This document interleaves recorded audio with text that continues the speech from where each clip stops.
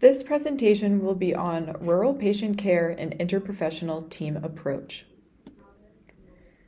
The Interprofessional Team Immersion, or IPTE, activity for this fall presented a simulated patient with long COVID symptoms. Long COVID has been observed recently with the COVID-19 pandemic, and this can present like breathing problems, mental fatigue, migraine headaches, and also mental health challenges. And our patient lived in a rural Maine community. Healthcare students from osteopathic medicine, physical therapy, social work, nursing, pharmacy, physician assistant, and dental medicine, all from the University of New England, were tasked with treating this simulated patient by working as an interprofessional team in a multiple discipline approach. Students met with each other and the simulated patient over Zoom for 2 hours for 2 sessions.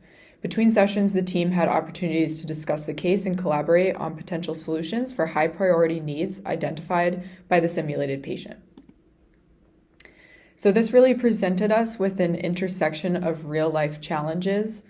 The IPTE team, we really had to consider real-life challenges that this patient faced, including healthcare literacy, financial impact, social needs, and available resources. Access to adequate healthcare is a problem that many people in rural areas face, especially in parts of northern New England. People in the affected areas can face difficulties traveling long distances to their appointments, accessing prescriptions, and getting referrals to other providers that may not be in their area. Many healthcare disciplines are trying to help this issue by implementing telehealth practices, but there's still a large gap in the treatment of people in rural versus urban communities. Since the COVID-19 pandemic, these care discrepancies have been seen on a large scale in Maine. Patients experiencing these long COVID symptoms present a new challenge to healthcare providers around the country, but especially if they're from a rural area and they have that access to care challenges as well, like in Maine and like our simulated patient experienced. So each team member provided expertise on their discipline, and based on patient feedback, demands for assistance from some disciplines were greater than others. For example, the patient had pressing economic needs that eclipsed other important areas that needed to be addressed, such as nutrition, workup for long COVID, and dental care. However, regardless of the discipline, all the team members remained engaged in planning and decision-making to determine the best course of action to meet patient needs and adhere to a patient-driven care plan. So for the first session, the team introduced ourselves and gathered a patient history of presenting illness and obtained information about the simulated patient's environment as well as their financial and social situation. From our first session, we identified 2 main issues based on the information we were given. One was the impact of the illness on her daily living and the financial impact on her family stemming from a lack of resources and their rural location that they lived in. The team discussed how to approach the patient's needs and what resources and treatment we could recommend. Each discipline contributed their expertise to the plan, and then we presented the plan to the simulated patient at the end of that session.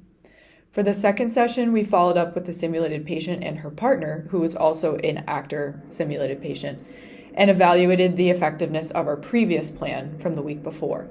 We were able to reconvene and adjust our approach based on the feedback we received. Ultimately, we were not able to address all of the issues we wanted just due to the timing, but we gained valuable insights on how to approach patient care from a team approach.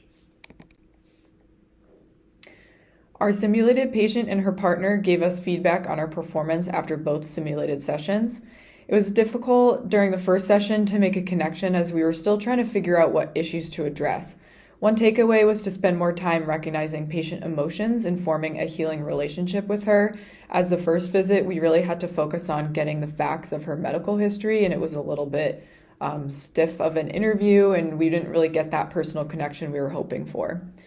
Another was to streamline our intake process to obtain the information we need in the time that we had. Our simulated patient told us we did well to identify her needs and make her feel heard, especially during the second session. That was something that our social worker did. And overall, I think it was a learning curve to manage what little time we had with the patient against the many interventions and the resources the team wanted to provide. But Having everyone give their input and what information they could provide based on their own discipline gave us a lot of work to help with the patient.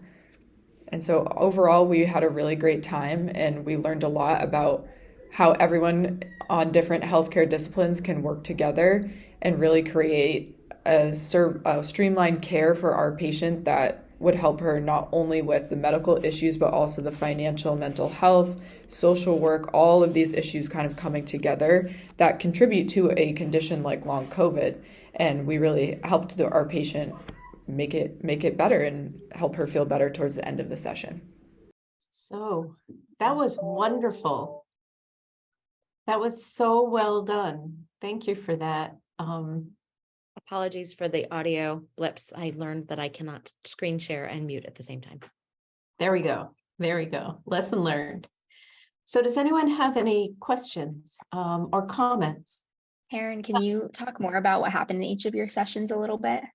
Yeah, definitely. I'm actually glad that you asked that question, because I realized in our presentation we didn't go into super detail about each visit. I kind of was focusing more on the global things that we learned, but I think that is an important detail to add. So very generally, we had 4 patient visits, and both were pretty short. So it was kind of hard to fit everything in all at once. But our first patient visit, it was a lot about getting their medical history, and we kind of just decided to focus on her headaches that she was having, migraines, and she has trouble with asthma. So we focused on changing up her asthma medications and then headache relief. Our second visit, it was about getting care in terms of, and our social worker helped us a lot with this. So it was getting her medications mailed to her or getting transportation help. And then we also helped her set up mental health counseling because she was having some anxiety and depression symptoms as well. And then our third visit and kind of the fourth visit as well, it was with her husband. So we focused on her symptom improvement and then also getting food and clothes for the children because they had just started the school year in the simulation and they didn't have clothes. And I thought it was pretty interesting because in our third visit, it had supposed to have been 2 weeks between our simulated first visit and second visits, or third visit, I guess. So the patient said, oh, my medication didn't come in the mail. So I don't actually know if the medication helped or not. And we were kind of annoyed at that, but I think it actually was a very real life scenario that would happen. So it was kind of helpful to be like, okay, so we don't actually know what helped. So let's kind of reconvene and try to redirect a little bit.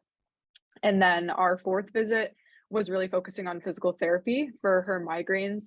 I'm a dental med student, so I kind of felt like this is where I could help a little bit with migraines and possible temporomandibular disorder, things like that, like jaw issues that could be causing migraines as well. Because before that, it was really heavy with social work and osteopathic medicine, and also physician assistant, kind of getting that medical history. So I felt like we could actually help a little bit with this. And our physical therapist, like, actually moved his camera, got down on the floor, was doing neck exercises. It was really funny. So, but it was really helpful for the patient too. So Thank you for that. Yes, that was great. So I think we need to move to the next one. thank you.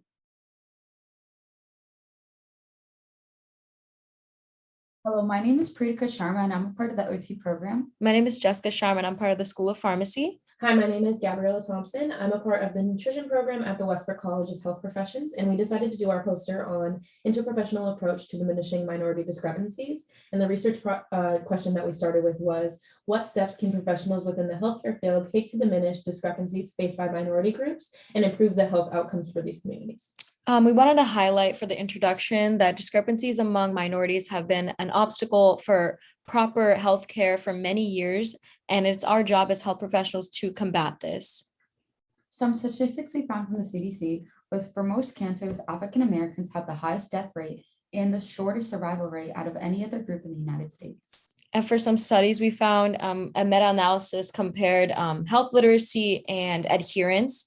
And then we also found something with COVID and race, and combining those together, there were some race issues and proper care not being met between all patients. And some reasons for these health discrepancies are driven by underlying social and economic issues that are rooted in different social determinants of health. For example, socioeconomic status, education, and healthcare. So some solutions we found for these discrepancies was firstly to improve cultural competency within the healthcare field. So basically developing our overall knowledge of certain cultures and groups, and limiting self-bias, and just having better awareness for other cultures, values, morals, to create empathy for these communities. And another course of action we can take when dealing with patients with lower levels of English proficiency is combating this with use of non-medical jargon. Medical jargon can kind of make a sense of confusion. So by not using this, we can have better understanding with our patients and clients. And providing adequate language translations is very much key for a lot of patients that do not speak English. And I think also leading into that, some profession concentration solutions that we can use as pharmacists. Personally, we do a lot of medication consulting. That means explaining what the medication is used for and the ins and out of the medication. A method we could use is the teach back method that basically states patients will summarize what they understood from the consultation, and we can provide help by filling in the gaps and providing proper adherence. Another way physical therapists can combat this is using physical examples rather than stating things. Also being culturally competent, so being aware of a patient's comfort level while working with opposite sex, and understand that some exercises may need to be modified. So in the field of nutrition, we can really do our own research on how on different meals and different cultural dietary restrictions and inclusions. And we can also ask our patients respectful questions on their familiarity with certain foods and food groups and food practices.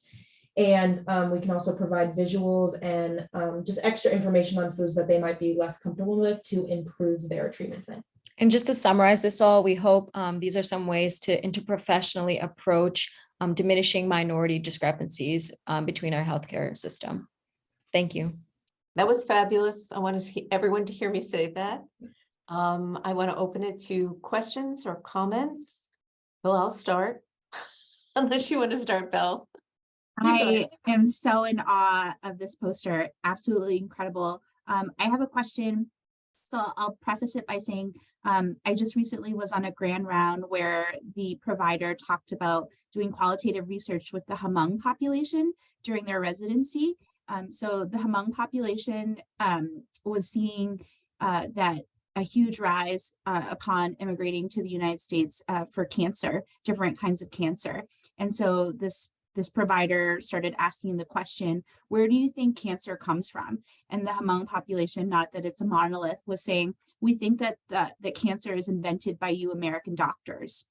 And that's because there is no word for cancer in the Hmong language. And so my question is, you gave such great examples of how to teach back, to use examples in food from someone's culture. How would you explain prevention when something doesn't exist in someone's language? And I know sometimes that's like outside of our scope of practices.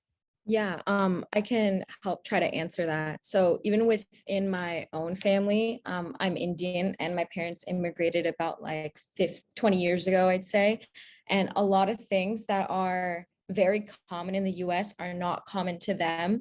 Like they actually didn't really understand that diabetes, occurs from from sugar, but they didn't understand that unfortunately, carbs are sugars too, because when you think of sugar, you think of a candy bar, not like rice. And that's also why that Asian Americans are at a higher rate for diabetes, because rice is such a key part in their diet. They're vegetarian for Indian Asians anyway.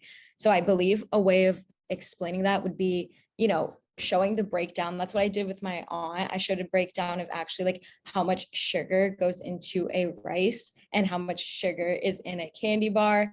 And I think just slowly working with them and explaining to the best of our knowledge, and repetition is key as well. That's how I would approach that for something that someone may not completely understand because it doesn't exist. I can jump into, I think also oh, sorry. I think it's also really important, like Pradika was saying in our presentation, that we steer away from using medical jargon. So a lot of, I think, using terms that people aren't familiar with, especially those who aren't familiar with the English language, can be really harmful because people just don't know. So I think as health professionals, it's really our job and our responsibility to kind of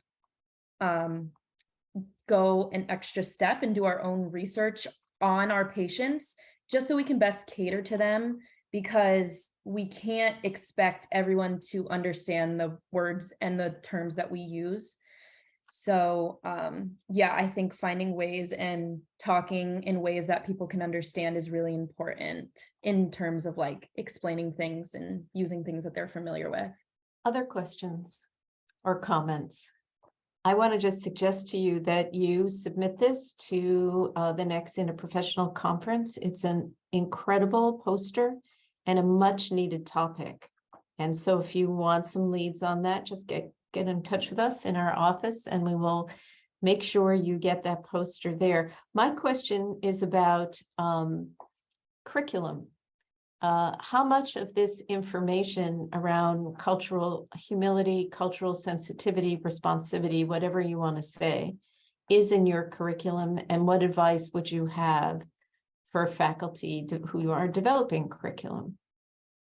So I know for the pharmacy program, we actually had a portion of one of our classes dedicated to like, relating like COVID and like minority populations. We focused on, food deserts and like access of care. So I think it is built into the pharmacy program quite a bit. And I'm very thankful for it, because there are certain perspectives that I never even really thought about until taking that class. I think it's really important as health professionals too, because we're not always going to be serving the same kind of patient, so. And also, I'm a part of the HOAS program in Biddeford, and in our curriculum, it's almost in every single class we take. So for consultation of wellness, we always put some type of understanding that all our patients are going to have a different background, and it's really important that we cater to them individually because every patient is different. I think also kind of on like a faculty side, I feel like it could be really helpful to bring in like guest speakers or people from other cultures or different backgrounds who can actually bring that sort of perspective, because there's only one professor and they can only speak so much to certain things. So I feel like guest speakers could be really helpful. I haven't had any guest speakers or anything in my classes, but I feel like that could be something that could be really helpful. It's a great suggestion. Thank you so much, you guys. We're going to move on to the next presentation now. Hi, everyone. This is our project on Social Determinants of Health Month and a collaboration of interprofessional education on care for future patients. These are the participating members and their credentials below. We reside in the UNE COM and social work programs. Our initiative here was to collaborate with the graduate and undergraduate program here at UNE to talk about and have conversations about social determinants of health and how accessibility, equity, and diversity play a role in healthcare and accessibility for patients, our future patients. Our goals of this collaboration is to foster important conversations about social determinants of health and to train future health providers and spark interest in social determinants of health and provide an opportunity for people to collaborate and have conversations about these important topics. The Social Determinants of Health Month happened in October 2022 for the UNE community, hosting 21 in-person events, 7 virtual events, and 3 month-long events. To promote and market these events, Social Determinants of Health Month organizers partnered with the Interprofessional Student Group and the Center for Excellence in Collaborative Education from a marketing and outreach perspective to garner more support and participation. In terms of participation, we saw that 90% of the attendance was from the UNE COM College, as well as 3% from UNE Social Work. We also saw that on average, participants attended 4 to 6 events, while some even attended as many as 10 events. Some of the feedback we got back from our survey included, I was deeply moved by each of the presentations I attended, and I feel better prepared for the possibility of treating patients who have encountered different types of trauma in their lives. With regards to limitations and future plans, we want to lift up the theme of accessibility and inclusion. Our survey was not given out at the attendance of every event, and we want to in the future make sure that this is part of the process. We also know that once everyone is under one campus, the equal rotation of events will be less important. But right now, an equal rotation of events between the Biddeford and Portland campuses with an online component will make it easier for people to attend events. We also would like to lead the leadership team for next year a mass outreach plan that makes things more streamlined moving forward. We would like to thank CECE as well as the Office of Research and Scholarship. We'd also like to thank all the Unicom clubs and organizations who participated, as well as the COM RSAS. Thank you. Okay, so I see we have a lot of members of the team here, I'd love to just open it up for people to ask you questions, but my primary question is, how are you recruiting to continue this really incredible project? It's critically important. We've heard from our last poster presentation the importance of understanding, and the first one as well, that social determinants of health and awareness is really critical. So love to hear from you. Yeah, I think a big thing that we talked about moving forward is to, again, just continue the spread of this idea and have it be something that people are looking forward to throughout the year. Even though not a lot of the other graduate programs were able to attend, they still were aware about this initiative, and hopefully within the next year, they'll have it on their calendar coming forward and be able to look forward to the different events that we host. We hope to keep this initiative here at Unicom strong and have the clubs that participated this year also participate next year and host maybe diverse and different events that they see fit. And then as well as reaching out to the undergraduate program, which I feel like we didn't accomplish as much this year, and hopefully reach out to key groups and allies within that college to work on events together and help spread this initiative throughout all of UNI. I'm going to pick up where Julian left off too and touch upon Elizabeth's question in the chat.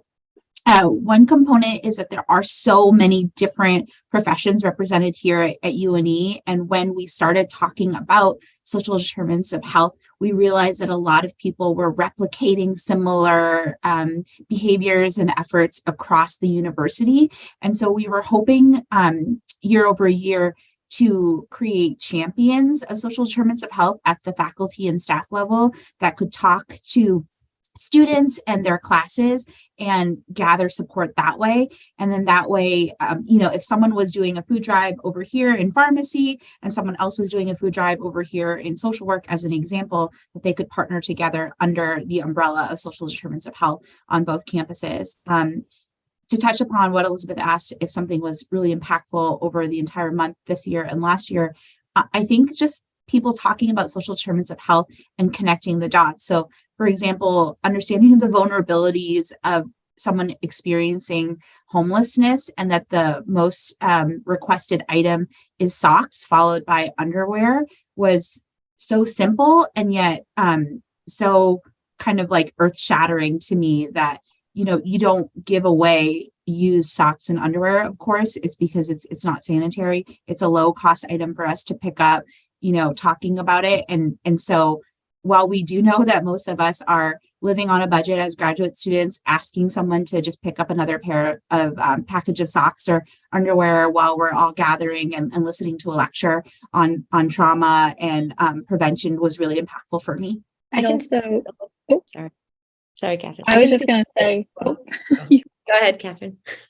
Oh no, I was just saying with planning, one thing that I found surprising was that nearly every group within our College of Medicine had a talk that could be focused around social determinants of health. So that was just something I found really cool this year. And in another vein of planning, Asteja and I worked to plan and bring in an outside speaker, and it was really encouraging to see how many community providers and professionals were really willing and hungry to make time in their busy schedules and professional lives to drive and show up on campus and share their work with us. And I think that kind of engagement speaks to there's a lot of people working in social determinants of health areas that want to get in front of students, and this student-led initiative is a great opportunity to invite them in. I just wanted to add Oh, sorry, Shelley. Okay, go ahead. Go, Julianne. I want to make sure we had time. Oh, I just want to say it was really great to see how many people were passionate about this and are looking forward to learning more. And I feel like this initiative is just Hi, like, everyone. This is our project. this initiative is just like growing more and more each year. It started only 3 years ago, and it's becoming such a big thing on the UNE campus. So I'm just excited to see where it goes next year within all the graduate programs. And I love Liz's comment. I love that SDOH can be one of the many ties that bind us together. So what a wonderful unifying project. I'm so thrilled that it's being passed on to next year. And if folks have different kinds of ideas about projects involving social determinants, we have many grants, just putting a little plug out there. We are presenting on physical therapy and pharmacy students' perceptions of interprofessional collaboration when working with the older adult population. Research shows that early exposure to interprofessional education is lacking in healthcare professional school. Studies show that with increased awareness of interprofessionalism, students have increased confidence in their ability to participate in multidisciplinary care. Students that don't participate in interprofessional education tend to make ethical decisions solely based off their profession-specific education. This project was designed for Doctor of Physical Therapy students and Doctor of Pharmacy students to participate in interprofessional care of older adults in a mock clinical scenario. Older adults came in and got their vitals screened by physical therapy students, while the pharmacy students reviewed the person's med list. The students then collaborated and gave their best recommendations to the older adult. Students took a survey following the event that encompassed 3 pre and post event questions. Students rated themselves on a Likert scale for the 3 questions. In the top graph, you can see how the students rated themselves on their level of comfort participating in the overall interdisciplinary care, their level of comfort with communication with a multidisciplinary team, and their level of comfort when educating their patients on healthcare professionals' roles prior to the event. The bottom graph displays the following the mock clinical scenario, students' perceptions on their ability to participate within a multidisciplinary team, communicate with this team, and communicate with their patients increased roughly 24%. Based on the data that we have collected, we found that there is an increasing benefit in mock interprofessional collaboration among students. Students benefit from development of deeper understanding of other medical disciplines prior to clinical experience and allows for a facilitation of cohesive care. This project has shown that there should be continued encouragement for interprofessional collaboration among UNE health professionals. We would like to thank our physical therapy faculty for their guidance on this project, and thank you for taking the time to watch this video. We look forward to answering your questions. Very nicely done. So I saw, Benjamin, you were on there as well. Is that correct? Would you like to add anything with your colleagues? I'm just so happy that I was able to be on this poster and really help out the PT students. I personally learned a lot, and I know that all of my pharmacy friends that were at the event learned so much. Even though we may be early in our careers, it was just so insightful to, see a different perspective on how people approach patient care and how different professions kind of see things that we may not. That was an amazing event. Great, thank you. Thank you for being put on the spot. So again, I will reach out and see if anyone has questions or comments. I'm just excited to hear, and I wonder if you can tell us a little bit about what you know about the excitement of students wanting more either simulated or mock experiences, while they're learning, while they're on campus. Can you tell us a little bit more about that and what you felt were the real benefits of it?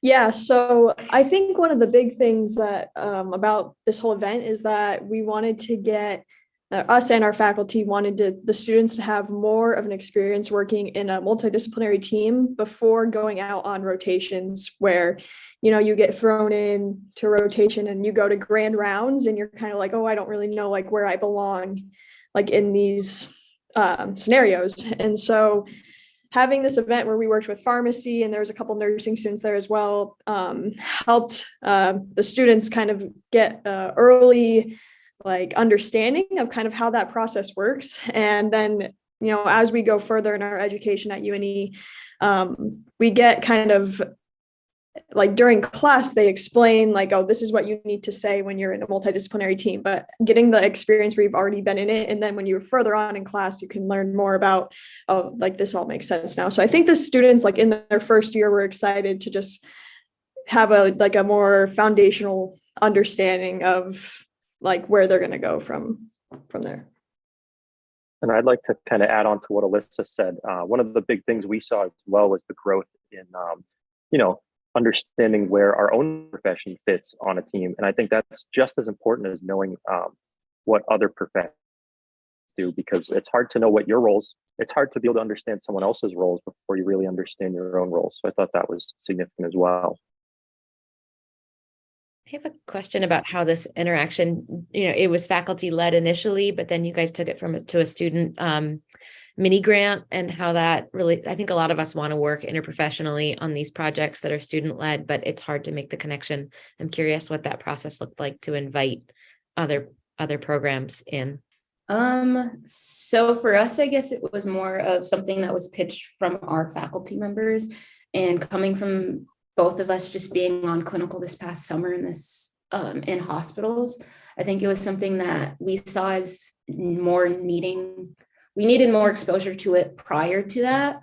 And so I think as faculty, kind of leading discussions about what we've seen once we've already gone on out in the clinic kind of stimulates us being able to show like what things could be added to different curriculum to foster better learning. So I have another question. Is that all right? You chose an aging population to work with under the umbrella of social determinants of health. And I think aging is not always seen as an area in that domain. So can you talk about selecting that, or maybe it was selected for you, but what did you learn about vulnerabilities and strengths of aging populations? One vulnerability that I kind of saw was people that may be living in nursing homes or community homes. A lot of these patients do struggle with their mental health. You kind of think of it in a way that, it's not the greatest place to live, but a lot of people do say that the community is such like a great place for these people. And we found patients that were actually struggling with living in the community. And I thought that was a very impressive that patient opened up and talked about those vulnerabilities, and that we were able to kind of make some recommendations there on how to maybe turn that around or improve their mental health. There's a question in the chat. What components of the mock interaction do you feel will most significantly transfer from campus to practice and or clinicals? And we have about 3 minutes left, so go for it. I can talk about the PT part. I don't know if Ben has any pharmacy things, but what the PT students did, they ran like a vital screen, so heart rate, blood pressure, all that kind of stuff. But they also did like a gait speed test, and so they had to perform physically all of those things on their older adult, and then also they had to like in the moment, figure out what the results were, and then be able to explain to the patient like, oh, your blood pressure was whatever it was, and maybe it was a high blood pressure, and then they had to explain to them what high blood pressure meant. And so I think the most meaningful aspect of it was giving them that time to like think right on the spot, because we practice like taking blood pressure on each other and our other classmates all the time, and generally everybody's healthy and our blood pressures are normal, and so you don't really have that opportunity to be able to be put on the spot and be like, now what are you going to tell someone? Or if their gait speed is a little bit slower, like what does that mean for them walking in the community, stuff like that. And so I think just them being able to be put on the spot and explain to a real person kind of what the results of their test were is the most meaningful thing going into clinical, because you're going to have patients that have no medical background and have no idea what high blood pressure means or what gait speed even is. So giving them an opportunity to explain that before they go out into the real world, I think is beneficial. Great. Yeah, and to go off of that, it kind of gave them an opportunity as well to learn how to build rapport differently than building rapport with classmates or other faculty members as well. Mm-hmm. I know we've only got a couple seconds left, but I couldn't agree more with what Alyssa said and Georgia as well. Thank you. Well, thank you. Wonderful presentation, and we'll see you in track 4. Yes, so this Thank track you, everybody. navigate through breakout rooms to track 4 for our final presentation. Well done, everybody. Well done.